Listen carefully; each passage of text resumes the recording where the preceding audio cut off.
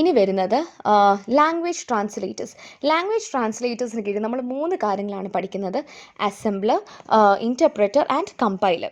So language translator എന്ന് പറയുന്നത് നമ്മളുടെ source program, let it be in a high level language or a low level language, ഇതിനെ നമ്മളുടെ machine language ആയിട്ട്, machine understood object പ്രോഗ്രാമായിട്ട് convert ചെയ്യാനായിട്ടാണ് നമ്മൾ ലാംഗ്വേജ് ട്രാൻസ്ലേറ്റർ യൂസ് ചെയ്യുന്നത്. ആദ്യത്തേത് അസംബ്ലർ. എഗെയിൻ ഞാൻ ഈ പറയുന്ന എല്ലാം നമ്മൾ ഡീറ്റെയിൽ ആയിട്ട് മോഡ്യൂളിൽ പഠിക്കും. ജസ്റ്റ് ഒന്ന് അണ്ടർസ്റ്റാൻഡ് ചെയ്യാൻ വേണ്ടിയിട്ടാണ് നമ്മളിത് പോകുന്നത്. അസംബ്ലർ എന്ന് പറയുന്നത് ബേസിക്കലി നമ്മുടെ സോഴ്സ് പ്രോഗ്രാം, അതായത് ഈ ന്യൂമോണിക് മെഷീൻ ലാംഗ്വേജിൽ എഴുതിയേക്കുന്ന അല്ലെങ്കിൽ അസംബ്ലി ലാംഗ്വേജിൽ എഴുതിയേക്കുന്ന കണ്ടന്റിനെ മെഷീൻ ലാംഗ്വേജിലോട്ട് കൺവേർട്ട് ചെയ്യുന്നതിനായിട്ടാണ് അസംബ്ലർ നമ്മൾ യൂസ് ചെയ്യുന്നത്. സോ നമുക്കിവിടെ കിട്ടുന്ന ഇൻപുട്ട് എന്ന് പറയുന്നത് സോഴ്സ് പ്രോഗ്രാമും ഔട്ട്പുട്ട് എന്ന് പറയുന്നത് ഒബ്ജക്റ്റ് പ്രോഗ്രാമും ആയിരിക്കും. അപ്പം ഈ mnemonic machine language assembly language ആയിട്ട് നമ്മൾ ഡിനോട്ട് ചെയ്യും. അതായത് ഇപ്പോൾ ഒരു മനുഷ്യന് അണ്ടർസ്റ്റാൻഡ് ചെയ്യാൻ പറ്റുന്ന ഒരു ഭാഷ അല്ലെങ്കിൽ റീഡബിൾ ആയിട്ടുള്ളൊരു ലാംഗ്വേജിനെ മെഷീൻ അണ്ടർസ്റ്റാൻഡ് ചെയ്യാൻ പറ്റുന്ന ഒരു ബൈനറി കോഡായിട്ട് സീറോസും വൺസിൻ്റെ കോമ്പിനേഷനായിട്ട് കൺവേർട്ട് ചെയ്യുന്നതിനെയാണ് നമ്മൾ അസംബ്ലർ എന്ന് പറയുന്നത്. സോ അത്രേ ഉള്ളൂ. അസംബ്ലിൻ്റെ ജസ്റ്റ് ഒരു ഇൻട്രൊഡക്ഷനാണ് നമ്മളത് പറഞ്ഞത് അവിടെ. ഇനി കമ്പൈലർ എന്ന് പറയുന്നത് ഹൈ ലെവൽ ലാംഗ്വേജിന് ലോ ലെവൽ ലാംഗ്വേജായിട്ട് കൺവേർട്ട് ചെയ്യാനായിട്ടാണ് കമ്പൈലർ. അപ്പോൾ അടുത്ത് നിങ്ങളുടെ S6-ലൊക്കെ നിങ്ങൾ കമ്പൈലർ ഡിസൈനൊക്കെ പഠിക്കും. ഇനി കമ്പൈലറിന് ആ ഒരു ലാംഗ്വേജ് കൺവേർഷൻ അല്ലാണ്ട് കുറച്ച് കാര്യങ്ങളും കൂടി നമ്മൾ നോക്കുന്നുണ്ട്. കോഡിനെ ഒപ്റ്റിമൈസ് ചെയ്യാനും ടൈം ആൻഡ് മെമ്മറി സ്പേസ് വെച്ചിട്ട് ഒപ്റ്റിമൈസ് ചെയ്യാനും കമ്പൈലറിനെ കൊണ്ട് സാധിക്കും. സോ സോഴ്സ് കോഡിനെ കമ്പൈലർ ഉപയോഗിക്കുമ്പോൾ മെഷീൻ കോഡായിട്ട് നമ്മൾ ജനറേറ്റ് ചെയ്യും, which gives the output. Characteristics of the compiler എന്ന് പറയുമ്പോഴത്തേന് നമുക്ക് 2 ബേസിക് ക്യാരക്ടറിസ്റ്റിക്സ് ആണ് കമ്പൈലറിനുള്ളത്. ഒന്ന് മെഷീൻ ഡിപ്പെൻഡൻ്റ് ആണ്, പിന്നെ ലാംഗ്വേജ് ഡിപ്പെൻഡൻ്റ് ആണ്. മെഷീൻ ഡിപ്പെൻഡൻ്റ് എന്ന് പറയുമ്പോഴത്തേനും ഇപ്പോൾ ഒരു സീറേ കമ്പൈലർ നമ്മൾ യൂസ് ചെയ്യുന്നത്, ലൈക്ക് ഇപ്പോൾ ആ ഒരു കമ്പൈലർ നമ്മൾ യൂസ് ചെയ്യുകയാണെന്നുണ്ടെങ്കിൽ അത് ഒരു പർട്ടിക്കുലർ മെഷീനിൽ മാത്രമേ നമുക്ക് പറ്റത്തുള്ളൂ, അത് വേറൊരു മെഷീനിലൂടെ നമുക്ക് റൺ ചെയ്യാനായിട്ട് സാധിക്കുന്നതല്ല. ലാംഗ്വേജ് ഡിപ്പെൻഡൻ്റ് എന്ന് പറയുമ്പോൾ ഒരു പാസ്കൽ കമ്പൈലറിന് നമുക്ക് സിക്ക് വേണ്ടിയിട്ട് നമുക്ക് യൂസ് ചെയ്യാൻ പറ്റത്തില്ല, ശരിയല്ലേ? നമ്മളൊരു പ്രോഗ്രാം കമ്പൈൽ ചെയ്യുന്നുണ്ടെങ്കിൽ C കമ്പൈലർ എന്നും പറഞ്ഞായിരിക്കും നമ്മൾ അടിച്ചു കൊടുക്കുന്നത്. ജാവ കമ്പൈലർ നമുക്ക് C കമ്പൈൽ ചെയ്യാൻ പറ്റത്തില്ലല്ലോ. അപ്പം അതാണ് അതിൻ്റെ 2 ക്യാരക്ടറിസ്റ്റിക് ഫീച്ചേഴ്സ് എന്ന് പറയുന്നത്. ഫേസസ് ഓഫ് എ കമ്പൈലർ ഇത് നിങ്ങൾ ഡീറ്റെയിൽ ആയിട്ട് പഠിക്കും, ജസ്റ്റ് ഒന്ന് പറഞ്ഞു പോകുന്നതേ ഉള്ളൂ. Lexical analyser, syntax, semantics, intermediate code generator, code optimiser, code generator, it gives the assembly code generation അല്ലെങ്കിൽ മെഷീൻ ഡിപ്പെൻഡൻറ്റ് കോഡ് ഒപ്റ്റിമൈസർ. ഇത്രയും കാര്യങ്ങളാണ് നമ്മൾ പഠിക്കുന്നത്. ആദ്യമേ എന്ന് പറയുമ്പോൾ നമ്മളുടെ ഈ ഒരു എക്സ്പ്രഷനെ ടോക്കൺസ് ആക്കും ലെക്സിക്കൽ അനലൈസർ യൂസ് ചെയ്ത്. അതിൻ്റെ സിൻടാക്സ് നോക്കും, സിമാൻറ്റിക്സ് നോക്കും, അതിന് ഇൻ്റർമീഡിയറ്റ് കോഡായിട്ട് ജനറേറ്റ് ചെയ്യും, അതിനെ ഒപ്റ്റിമൈസ് ചെയ്യും, അതിനെ അസംബ്ലി ലാംഗ്വേജ് ആയിട്ട് കൺവേർട്ട് ചെയ്യും, അല്ലെങ്കിൽ 3 അഡ്രസ് കോഡായിട്ട് കൺവേർട്ട് ചെയ്യും. ഇതിനെ ഫെസിലിറ്റേറ്റ് ചെയ്യാനായിട്ട് സിമ്പിൾ ടേബിളും എറർ ഹാൻഡ്ലറും ഒരു കമ്പൈലറിന് കാണും. ഇത്രയൊക്കെയാണ് കമ്പൈലറിൻ്റെ ഫേസസ് എന്ന് പറഞ്ഞത്. ഇത്രയാണ് കമ്പൈലറിൻ്റെ ഫേസസ്. ഇനി ടൈപ്സ് ഓഫ് കമ്പൈലർ ജസ്റ്റ് കുറച്ച് കാര്യങ്ങൾ നോക്കി വെച്ചാൽ മതി. ഇപ്പോൾ incremental, cross, load and go, threaded, stage, just in time, paralysing compiler, ഇത്രയും കാര്യങ്ങളാണ് കമ്പൈലറിൻ്റെ ടൈപ്സ് എന്ന് പറയുന്നത്. സിംഗിൾ പാസ്, മൾട്ടിപാസ് കമ്പൈലേഴ്സും ഉണ്ട്. ഇനി നമ്മൾ നോക്കാൻ പോകുന്നത് കമ്പൈലറിൻ്റെയും അസംബ്ലറിൻ്റെയും ഡിഫറൻസസ് ആണ് നമ്മൾ ജസ്റ്റ് ഒന്ന് നോക്കാൻ പോകുന്നത്. ഇനി കമ്പൈലർ എന്ന് പറയുന്നത് ഞാൻ നേരത്തെ പറഞ്ഞ പോലെ തന്നെ ഹൈ ലെവൽ ലാംഗ്വേജിനെ ലോ ലെവൽ ലാംഗ്വേജിലോട്ട് കൺവേർട്ട് ചെയ്യാനായിട്ടാണ് കമ്പൈലർ നമ്മൾ യൂസ് ചെയ്യുന്നത്. സോ കമ്പൈലറിനെ ഫസ്റ്റ് നമ്മൾ അസംബ്ലി കോഡായിട്ടായിരിക്കും ജനറേറ്റ് ചെയ്യുന്നത്. സോ ആ കമ്പൈലറിൻ്റെ ഔട്ട്പുട്ട് എന്ന് പറയുന്നത് അസംബ്ലി കോഡാണെങ്കിൽ അസംബ്ലറിൻ്റെ ഔട്ട്പുട്ട് എന്താണ്? മെഷീൻ കോഡാണ്, റീലോഡബിൾ മെഷീൻ കോഡാണ് ഔട്ട്പുട്ടായിട്ട് നമ്മൾ കൊടുക്കുന്നത്. ഇനി കമ്പൈലറിൻ്റെ ഇൻപുട്ട് എന്ന് പറയുന്നത് പ്രീ പ്രോസസ്ഡ് കോഡാണ്, അതായത് നമ്മളുടെ ഹൈ ലെവൽ ലാംഗ്വേജ് ആണ് നമ്മുടെ കമ്പൈലറിൻ്റെ ഇൻപുട്ട് എന്ന് പറയുന്നത്.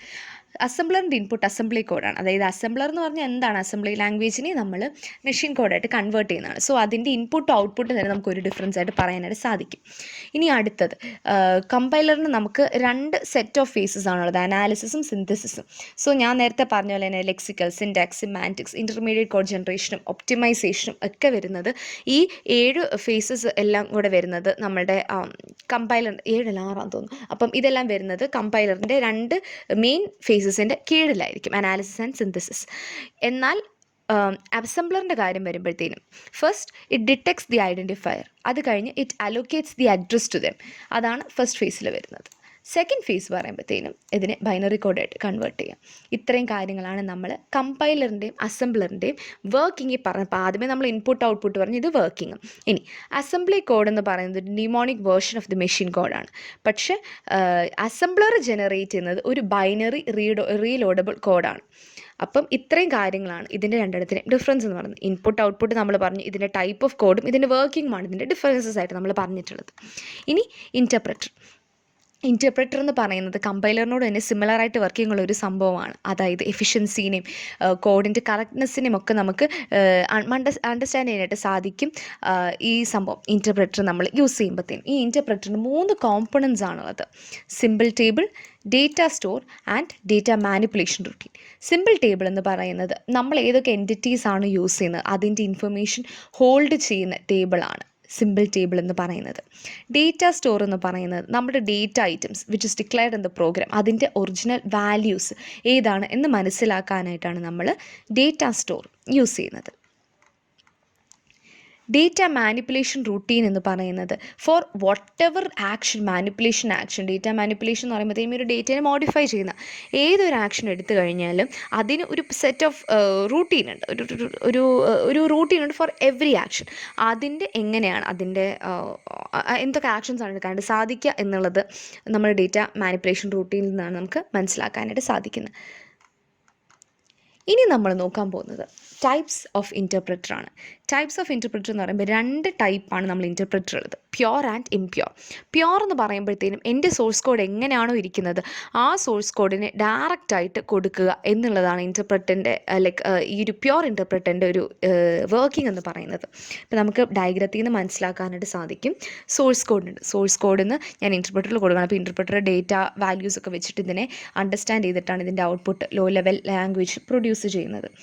ഇംപ്യോർ ഇൻറ്റർപ്രറ്റർ എന്ന് പറയുമ്പോഴത്തേനും ഇവിടെ ഒരു പ്രീ പ്രോസസ്സറുണ്ട്. പ്രീ പ്രോസസ്സറിലൂടെ ഈ ഒരു കോഡിനെ നമ്മൾ പ്രോസസ്സ് ചെയ്ത് കഴിഞ്ഞിട്ട് ഇതിൻ്റെ ഇൻ്റർമീഡിയറ്റ് കോഡായിരിക്കും ഇൻറ്റർപ്രറ്ററിന് കൊടുക്കുന്നത്. സോ ഇതിൻ്റെ ഒരു അഡ്വാൻറ്റേജ് എന്താണെന്ന് വെച്ച് കഴിഞ്ഞാൽ ഓവർ ഹെഡ് കുറവായിരിക്കും. അതായത് ഇൻറ്റർപ്രറ്ററിന് ചെയ്യേണ്ട ജോലി കുറച്ചുകൂടെ കുറവായിരിക്കും ആൻഡ് കുറച്ചുകൂടെ എഫിഷ്യൻ്റായിട്ടും സ്പീഡിൽ നമുക്ക് ഇൻറ്റർപ്രിറ്റേഷൻസ് കിട്ടാനായിട്ട് സാധിക്കും.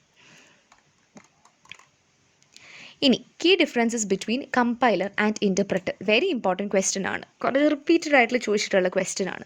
കമ്പൈലർ എന്ന് പറയുന്നത് നമുക്കറിയാം ഒരു പ്രോഗ്രാമിന് ആസ് സച്ച് ആണ് എടുത്ത് ട്രാൻസ്ലേറ്റ് ചെയ്യുന്നത്. അതുകൊണ്ട് തന്നെ ഒരു എന്നുള്ള പറഞ്ഞു, ഇപ്പോൾ ഒരു ലൈനിൽ കോഡ് ഒരു എറർ ഉണ്ടെന്നുണ്ടെങ്കിൽ തന്നെ ഒരു കമ്പൈലർ എൻറ്റയർ ഒരു പ്രോഗ്രാം കമ്പൈൽ ചെയ്ത് കഴിഞ്ഞിട്ടായിരിക്കും ഇതാണ് നമ്മുടെ എറർ എന്ന് കാണിക്കുന്നത്. അപ്പോൾ അതുകൊണ്ട് തന്നെ എല്ലാം കൂടി ഒരുമിച്ച് പ്രസൻറ്റ് ചെയ്യുന്നുള്ളതുകൊണ്ട് നമുക്ക് ഓരോന്നിനും വെച്ച് എഡിറ്റ് ചെയ്ത് ക്ലിയർ ചെയ്യുന്നത് കുറച്ചുകൂടി ഡിഫിക്കൽട്ടായിട്ടുള്ള ടാസ്ക്കാണ്. അതേസമയം ഇൻറ്റർപ്രറ്റ് എന്ന് പറയുമ്പോൾ ലൈൻ ബൈ ലൈൻ ഇൻറ്റർപ്രിറ്റേഷനാണ് അവിടെ വരുന്നത്. ഇപ്പോൾ ഒരു എറർ ഇത് ഫൈൻഡ് ചെയ്തു എന്നുണ്ടെങ്കിൽ ഇതിന് ബാക്കി ഇത് ട്രാൻസ്ലേഷൻ കണ്ടിന്യൂ ചെയ്യത്തില്ല, അവിടെ വെച്ച് ഇത് നിർത്തും. അത് കഴിഞ്ഞിട്ടായിരിക്കും ഇത് എറർ റിസോൾവ് ചെയ്ത് കഴിഞ്ഞിട്ടായിരിക്കും ബാക്കിയുള്ള കാര്യങ്ങൾ ഇത് ചെയ്യുന്നത്. സോ അതാണ് ഫസ്റ്റ് ഡിഫറൻസ് എന്ന് പറയുന്നത്. ഇൻ്റർമീഡിയറ്റ് കോഡ് ജനറേഷൻ ഇവിടെ കമ്പൈലറിൻ്റെ കേസിൽ വരുന്നുണ്ട്, ഇൻ്റർപ്രറ്ററിൻ്റെ കേസിൽ അത് വരുന്നില്ല. കമ്പൈലർ ഫാസ്റ്റ് ആണ്, കാരണം വെച്ചാൽ ഫുൾ പ്രോഗ്രാമിന് എളുപ്പം കമ്പൈൽ ചെയ്തെടുക്കും. അതേസമയം ഇൻ്റർപ്രറ്റർ എന്ന് പറയുമ്പോൾ ലൈൻ ബൈ ലൈൻ ആയിട്ടായിരിക്കും. സോ കംപ്ലീറ്റ്ലി അത് ഫാസ്റ്റ് ആയിരിക്കില്ല. പക്ഷേ കമ്പൈലർ റിക്വയർസ് മോർ മെമ്മറി. കമ്പൈലറിൻ്റെ ടൈം കുറവാണ്, എന്നാൽ കൂടുതൽ മെമ്മറിയുടെ ആവശ്യമുണ്ട്. ഞാൻ നേരത്തെ പറഞ്ഞ സെയിം കാര്യങ്ങളാണ് ഇവിടെ വരുന്നത്. കമ്പൈലറിൽ 2 സ്റ്റെപ്പിലായിരിക്കും നമ്മൾ സോഴ്സ് കോഡ് ജനറേറ്റ് ചെയ്യുന്നത്. അതേസമയം ഇൻറ്റർപ്രറ്റർ എന്ന് പറയുമ്പോഴത്തേനും ഒരു 1 സ്റ്റെപ്പ് പ്രോസസ്സാണ് ഇൻറ്റർപ്രറ്ററിൽ ചെയ്യുന്നത്. ഇനി നമ്മൾ കമ്പൈലർ യൂസ് ചെയ്യുന്നത് C++, C# ഇങ്ങനത്തെ കാര്യങ്ങളൊക്കെ ആയിരിക്കും. എന്നാൽ ഇൻറ്റർപ്രറ്റർ എന്ന് പറയുന്നത് PHP, Ruby,